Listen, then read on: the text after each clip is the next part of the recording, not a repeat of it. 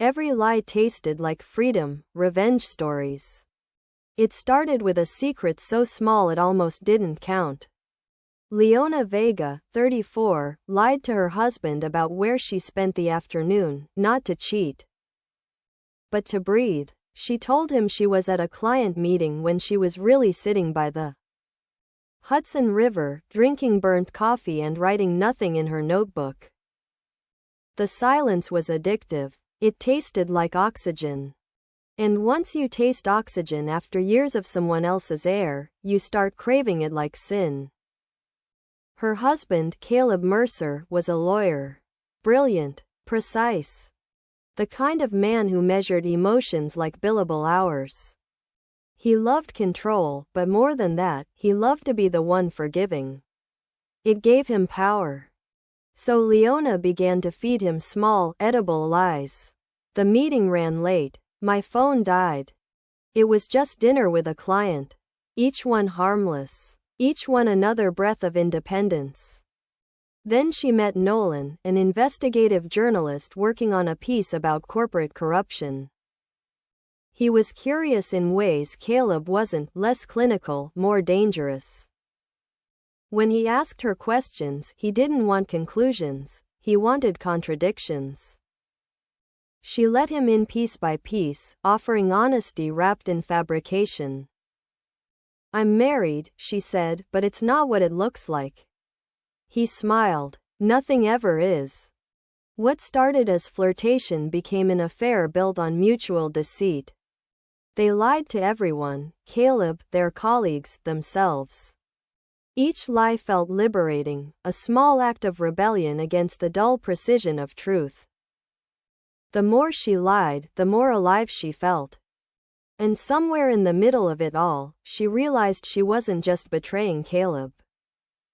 She was dismantling him.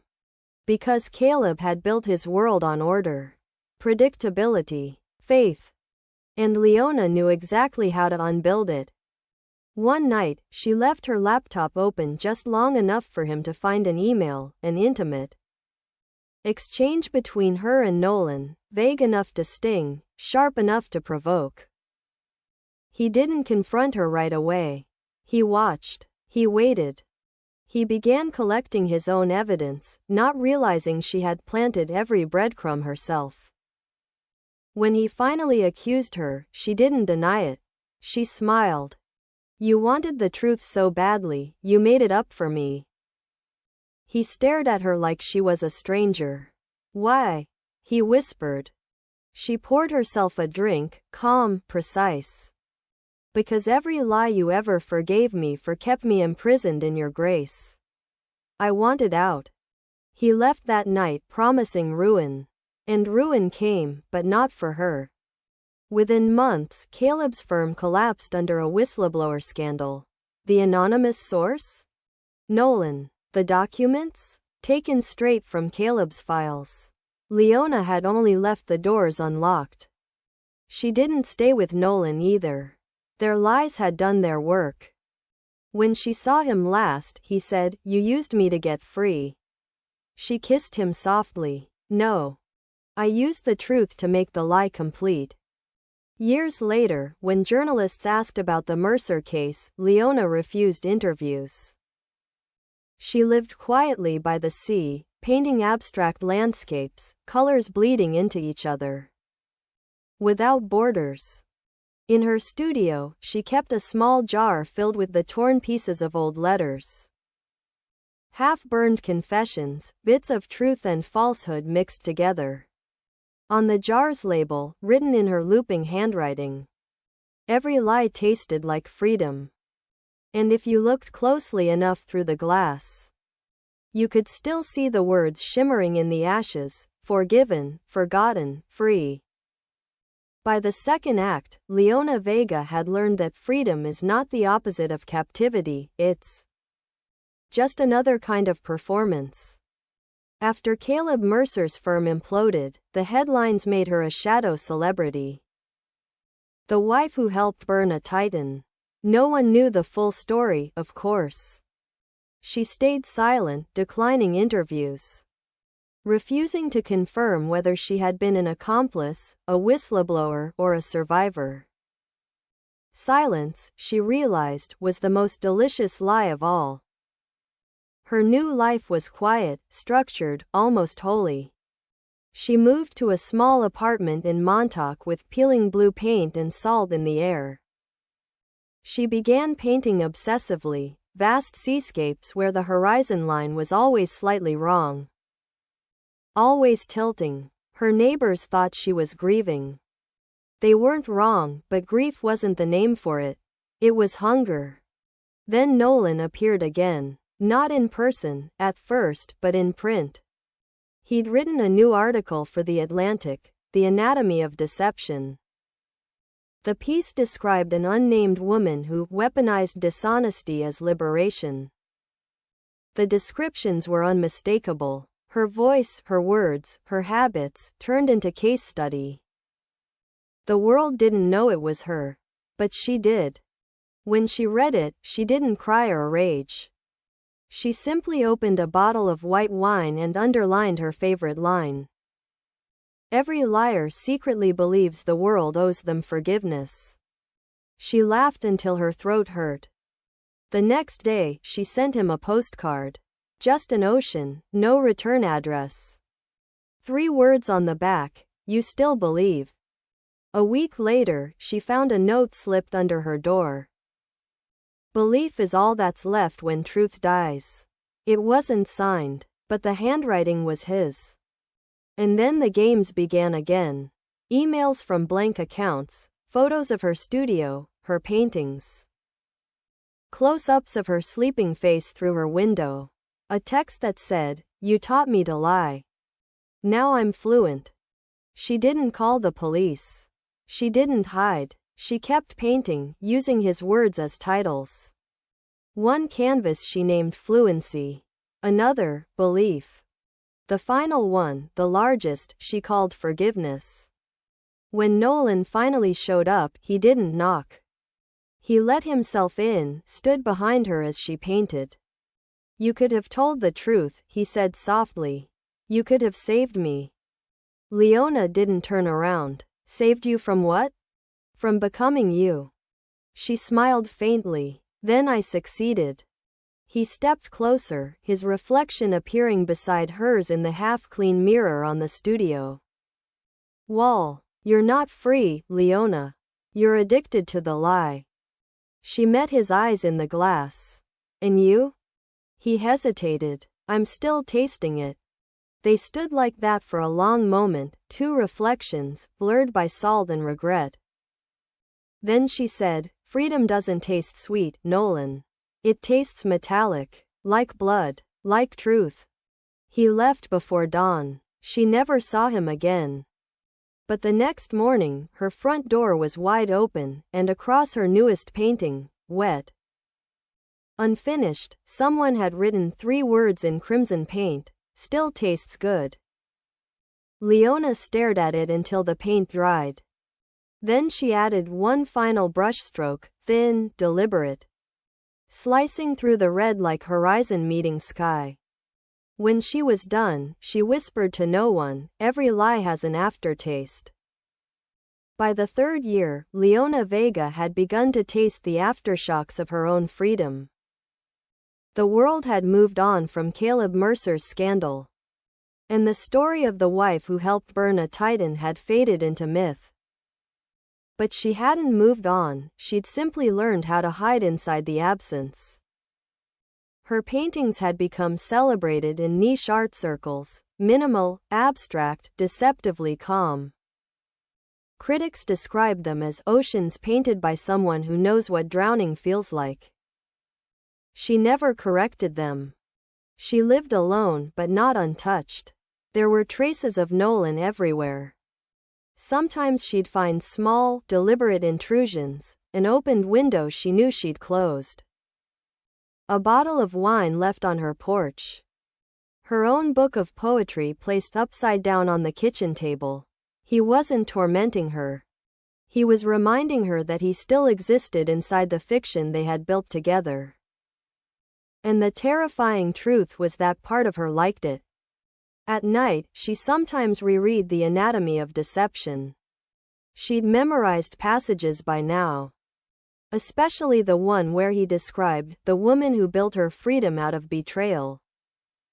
Mistaking emptiness for flight, it was meant as condemnation, but to her, it read like scripture. He had loved her in the only way men like him know how, by trying to translate her into something readable. One afternoon, she received a package. No return address, as always. Inside was a USB drive labeled Taste. Against her better judgment, she played it. The screen flickered to life, grainy footage of her studio. She was painting, unaware of being filmed. Nolan's voice narrated softly over the image. Every time she lies, she leaves the truth somewhere for me to find. Every time I find it, she lies again. It's our dialect. It's how we love. The video cut abruptly. The final frame showed her face turning toward the camera, her eyes meeting the lens, as if she'd known all along. That night, she painted something new. It was unlike her other work, violent reds bleeding into black, the texture thick like flesh. She titled it Dialect. The next morning, she mailed it to an anonymous P.O. box she knew belonged to him. No note. 3 days later, a short email arrived. It's beautiful, but you left one color out. Leona stared at the message for hours. Then she mixed a new pigment, metallic gray, sharp, cold, and added a single, deliberate line across the next canvas. She called it Mercy. After that, she stopped hearing from Nolan. But sometimes, when she stood too close to her paintings, she could swear she smelled his cologne, the one she once said reminded her of burned paper. And if she pressed her ear to the canvas, she could almost hear his voice beneath the layers of paint, whispering the words that had begun all of this. Every lie tasted like freedom. And she would whisper back, as if replying to a ghost. Then let's keep starving. By the 4th year, Leona Vega had turned silence into her last and most exquisite lie. The world believed she had gone reclusive for her art. Collectors romanticized her isolation. Journalists wrote essays about the haunting stillness of her new work. They didn't know that the quiet wasn't peace, it was surveillance. She felt it in every corner of her house, the air heavy as if watched. The mirrors seemed to breathe. The ocean outside her studio window whispered like someone whispering her name. She began painting in the dark now, using only touch and instinct, letting the brush follow the pulse beneath her wrist. Her canvases grew stranger, pale shapes with faint red veins, faces emerging beneath translucent layers of paint. Critics called it a dialogue with conscience. But Leona knew what it really was, a dialogue with Nolan. He had vanished 2 years earlier, but absence has a frequency, and she could hear his. It lived in the creak of her floorboards, in the static between radio stations, in the way the horizon bent each morning like a lie trying to keep its shape. Then one morning, she woke to find the word free painted across her studio wall in gray, the exact shade she'd used in her last series. She touched it, wet, fresh. That night, she reviewed footage from her studio's old security system, though she hadn't used it in months.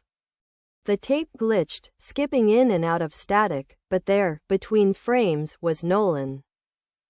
Or at least his silhouette. He wasn't facing the camera. He was painting. Her hand froze on the keyboard. In the recording, he turned halfway toward the lens and said something she could barely make out. You forgot the taste. Then the screen went black. Leona didn't sleep. The next morning, she packed a small bag and drove into the city, to the building where he'd once lived. The apartment was empty, abandoned years ago. But on the wall above the fireplace was a single canvas. She recognized her own brushstrokes, her own technique, but she hadn't painted it. The title scrawled at the bottom in charcoal, "Freedom, Aftertaste."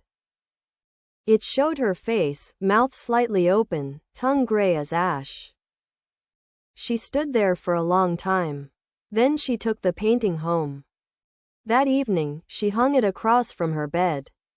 It stared at her as she undressed, as she poured a drink, as she whispered to no one. He wanted me to taste it again. The next morning, the painting had changed. The gray tongue was gone. Her mouth was closed now, lips sealed in faint, blood-red paint.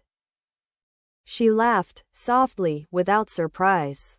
"So that's how you end it," she said to the air. That night, neighbors heard classical music playing from her house until dawn. When the sound finally stopped, they found the door ajar. Inside, the walls were covered with the word "free," painted over and over in shades of gray and crimson. Of Leona, there was no sign. Only her final canvas drying in the center of the room, a blank white surface with a single sentence etched into the wet paint. "Every lie tasted like freedom. Every truth tasted like me." By the fifth and final year, Leona Vega was no longer a person people spoke about, she was a rumor whispered between critics, collectors, and women who'd once wanted to be forgiven for wanting too much. Her paintings were sold under pseudonyms now, unsigned but unmistakable. Each one bled a gray-red hue that gallery owners called Vega's curse. They said the pigment was mixed with ash. Some said it was hers. The house in Montauk stood empty, preserved like a crime scene. Visitors who wandered too close swore they could still smell turpentine and salt. The walls, still covered in the word "free," had faded into the same pale gray as the sea beyond the cliffs. Only one painting remained on the easel, unfinished, its surface cracked from salt air. Beneath the flakes of paint, someone had carved a message into the wood. Truth always rots slower than love. But Leona wasn't gone. Not completely. She had become something uncontainable, leaking into the edges of culture like residue.